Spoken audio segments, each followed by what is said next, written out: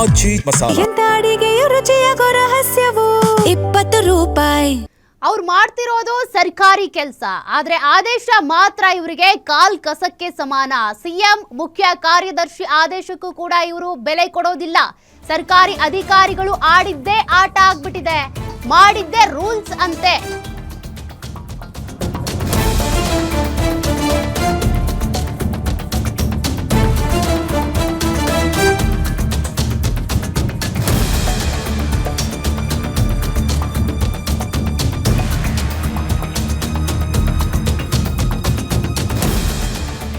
ರಾಜ್ಯ ಸರ್ಕಾರ ಆದೇಶ ಮಾಡಿದ್ರೂ ಕೂಡ ಇವರು ಪಾಲನೆ ಮಾಡಲ್ಲ. 10 ಗಂಟೆಗೆ ಕಚೇರಿಗೆ ಬನ್ನಿ ಅಂತ ಅಂದ್ರೂ ಕೂಡ ನಮ್ ಟೈಮು ನಮ್ಮಿಷ್ಟ, ನಮಗ್ ಬೇಕಾದಾಗ ಬರ್ತೀವಿ ಅನ್ನುವಂತ ಉಡಾಫೆಯ ಉತ್ತರ ಕೊಡ್ತಾರೆ officers. Guarantee news reality check ನಲ್ಲಿ ಸರ್ಕಾರಿ ನೌಕರರ ಕಳ್ಳಾಟ ಬಯಲಾಗಿದೆ. 10 ಗಂಟೆಗೆ ಸಿಎಂ ಕಚೇರಿಗೆ ಬರಬೇಕು ಹಿಂಗಂದ್ರೂ ಕೂಡ ತಲೆ ಕೆಡಿಸ್ಕೊಳ್ತಾ ಇಲ್ಲ ನೌಕರರು. ಕೆಲವರಂತೂ ಆದೇಶ ಪಾಲಿಸಿದ್ರೆ ಇನ್ ಕೆಲವರದ್ದು ಅದೇ ಹಳೆ ವರ್ಷೆ. ಆಫೀಸಿಗೆ 10:30 ಇರಬಹುದು, 11 ಗಂಟೆಗೆ ಬರ್ತಾರೆ. ಯಾಕೆ ಅಂದ್ರೆ SIR ನೆಪವನ್ನ ಹೇಳ್ತಿದ್ದಾರೆ. SIR ನೆಪ ಇಟ್ಕೊಂಡು ಕಳ್ಳಾಟ ಆಡ್ತಾ ಇರುವಂತ ಸಿಬ್ಬಂದಿ. Guarantee news Rajajinagar GBA RTO ಬೆಸ್ಕಾಂನಲ್ಲಿ ರಿಯಾಲಿಟಿ ಚೆಕ್ ಅನ್ನ ಮಾಡಿದೆ. ಗ್ಯಾರಂಟಿ ನ್ಯೂಸ್ ಕ್ಯಾಮೆರಾದಲ್ಲಿ ತಡವಾಗಿ ಬಂದಿದ್ದಕ್ಕೆ ಕೊಂಟು ನೆಪವನ್ನ ಹೇಳಿರುವಂತ ಅಧಿಕಾರಿಗಳು SIR ಪ್ರಕ್ರಿಯೆಯನ್ನ ನೆಪವಾಗಿಟ್ಕೊಂಡು ಆಫೀಸಿಗೆ ತಡವಾಗಿ ಬರ್ತಿದ್ದಾರೆ.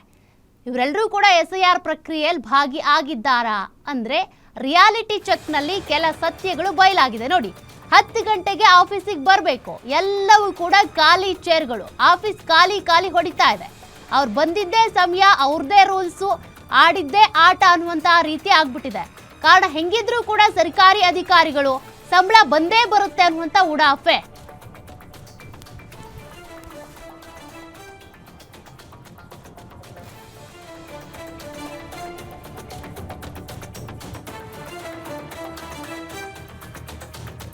ಕಚೇರಿ ರಾಜಾಜಿನಗರದಲ್ಲಿರುವಂತಹ RTO ಕಚೇರಿಯ ವಿಜುವಲ್ಸ್ ನೀವು ಗಮನಿಸ್ತಾ ಇದ್ದೀರಿ.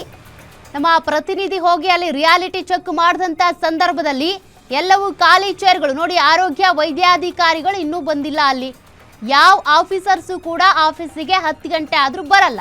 ಯಾಕೆ 10 ಗಂಟೆ ಆದ್ರೂ ಬರಲ್ಲ? 10:30 ಬರ್ತೀರಾ, 11 ಗಂಟೆಗೆ ಬರ್ತೀರಾ? ಸಮಯ ಪಾಲನೆ ಯಾಕೆ ಮಾಡ್ತಾ ಇಲ್ಲ ಅಂತ ಕೇಳಿದ್ರೆ ನಮ್ ಟೈಮು ನಮ್ಮಿಷ್ಟ ಅನ್ನೋ ರೀತಿಯಾಗಿ ಉಡಾಫೆ ಉತ್ತರ ಕೊಡ್ತಾರೆ. ಗ್ಯಾರಂಟಿ ನ್ಯೂಸ್ ಕ್ಯಾಮ್ರಾದಲ್ಲಿ ಇದೆಲ್ಲವೂ ಕೂಡ ಸೆರೆ ಆಗಿರೋದು. RTO ಕಚೇರಿ ರಾಜಾಜಿನಗರದ್ದು. ಸರ್ಕಾರಿ ಅಧಿಕಾರಿಗಳು ಹಾಗಾದ್ರೆ ಕೆಲಸವನ್ನ ಅಥವಾ ಸಮಯವನ್ನ ಪಾಲಿಸಲ್ಲ ಅಂತ ಅಂದ್ರೆ ಆದೇಶಗಳು ಯಾಕೆ? ಸಂಬಳ ತಿನ್ನೋದು ಸರ್ಕಾರದ್ದು, ಆದ್ರೆ ಸರ್ಕಾರದ ಆದೇಶವನ್ನ ಯಾಕೆ ಪಾಲಿಸಲ್ಲ? ಜನಸೇವನೆ ಜನಾರ್ದನ ಸೇವೆ ಅಂತಾರೆ. ಆದ್ರೆ ಆ ಕೆಲಸಕ್ಕೆ ಸಮಯ ಪಾಲನೆ ಇವ್ರು ಮಾಡಲ್ಲ ಅಂದ್ರೆ ಕೆಲಸಗಳು ಯಾವ ಮಟ್ಟಕ್ಕೆ ಪೆಂಡಿಂಗ್ ಇರಬಹುದು ನೀವೇ ಒಮ್ಮೆ ಊಹೆ ಮಾಡಿ.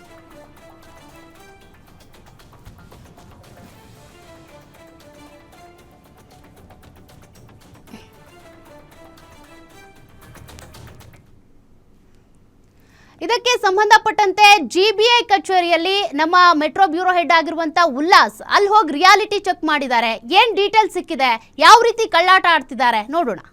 DK ಶಿವಕುಮಾರ್ CM ಆದ ಬಳಿಕ ಸರ್ಕಾರಿ ಅಧಿಕಾರಿಗಳಿಗೆ ಮತ್ತೆ ಸರ್ಕಾರದ ಕೆಲಸಕ್ಕೆ ಚುರುಕು ಮುಟ್ಟಿಸುವಂತ ಕೆಲಸಕ್ಕೆ ಮುಂದಾಗಿದ್ರು. ಹೀಗಾಗಿ ಒಂದು ಆದೇಶವನ್ನ ರಾಜ್ಯದ ಮುಖ್ಯ ಕಾರ್ಯದರ್ಶಿಗಳ ಮೂಲಕ ಮಾಡಿದ್ರು. 10 ಗಂಟೆಗೆ ಪ್ರತಿಯೊಬ್ಬ ಸರ್ಕಾರಿ ಅಧಿಕಾರಿನೂ ಕೂಡ ಕಚೇರಿಗೆ ಬರಬೇಕು ಅನ್ನುವಂಥ ಒಂದು ಆದೇಶವನ್ನ ಮಾಡಿದ್ರು. ಯಾರು ನಿಯಮವನ್ನು ಉಲ್ಲಂಘನೆ ಮಾಡ್ತಾರೆ, ಆದೇಶವನ್ನ ಪಾಲನೆ ಮಾಡೋದಿಲ್ಲ, ಅವ್ರ ವಿರುದ್ಧ ಕಠಿಣವಾದಂಥ ಕ್ರಮವನ್ನ ಕೈಗೊಳ್ತೀನಿ ಅನ್ನುವಂಥ ಒಂದು ಎಚ್ಚರಿಕೆಯನ್ನ ಕೊಟ್ಟಿದ್ರು. ಸದ್ಯ ನಾನು ನಿಮಗೆ ತೋರಿಸ್ತಾ ಹೋಗ್ತಾ ಇದ್ದೀನಿ. ಈಗ 10:43 ಆಗಿದೆ.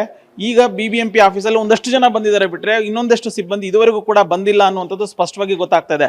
ಒಂದು ಕಡೆ CM ಆದೇಶ ಮಾಡ್ತಾರೆ, ರಾಜ್ಯದ ಮುಖ್ಯ ಕಾರ್ಯದರ್ಶಿನೂ ಕೂಡ ಆದೇಶವನ್ನ ಮಾಡ್ತಾರೆ 10 ಗಂಟೆ ವೇಳೆಗೆ ಎಲ್ಲರೂ ಕೂಡ ಕಚೇರಿಗೆ ಹಾಜರಾಗಿರಬೇಕು ಅಂತೇಳಿ. ಆದರೆ ಬೆರಳೆಣಿಕೆಯ ಸಿಬ್ಬಂದಿ ಮಾತ್ರ, ಕೇವಲ ಇದೊಂದು GBA ಮಾತ್ರ ಅಲ್ಲ, ಬಹುತೇಕ ಸರ್ಕಾರಿ ಕಚೇರಿಗಳಲ್ಲಿ ಇದೇ ರೀತಿಯಾದಂತಹ ಪರಿಸ್ಥಿತಿ ನಿರ್ಮಾಣ ಆಗ್ತಿದೆ. ಸದ್ಯ ನಾನಿರುವಂಥದ್ದು ಬೆಂಗಳೂರು ಪಶ್ಚಿಮ ನಗರ ಪಾಲಿಕೆಯ ವ್ಯಾಪ್ತಿಯ ರಾಜಾಜಿನಗರದಲ್ಲಿದ್ದೀನಿ. ಇಲ್ಲಿ ನಾನು ನಿಮಗೆ ತೋರಿಸ್ತಾ ಹೋಗ್ತಾ ಇದ್ದೀನಿ.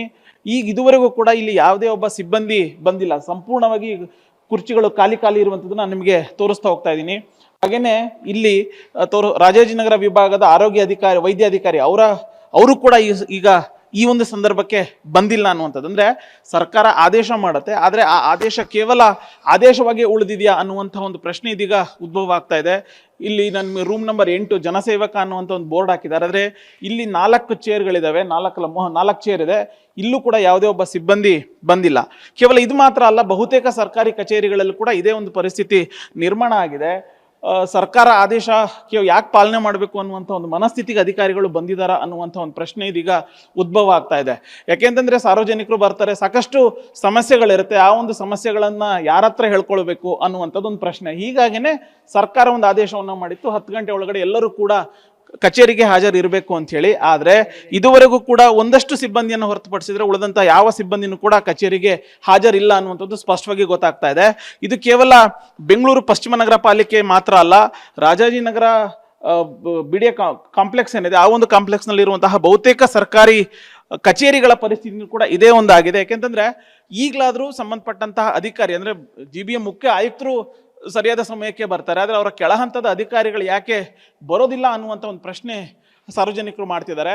ಇದು ಬೆಂಗಳೂರು ಪಶ್ಚಿಮ ನಗರ ಪಾಲಿಕೆ ವ್ಯಾಪ್ತಿಯಲ್ಲಿ ಕಂಡು ಬರ್ತಾ ಇರುವಂತಹ ಚಿತ್ರಣ. ಕ್ಯಾಮ್ರಾ ಪರ್ಸನ್ ಶಿವು ಜೊತೆ ಉಲ್ಲಾಸ್ ಕಿರವಾಸೆ, ಗ್ಯಾರಂಟಿ ನ್ಯೂಸ್, ಬೆಂಗಳೂರು.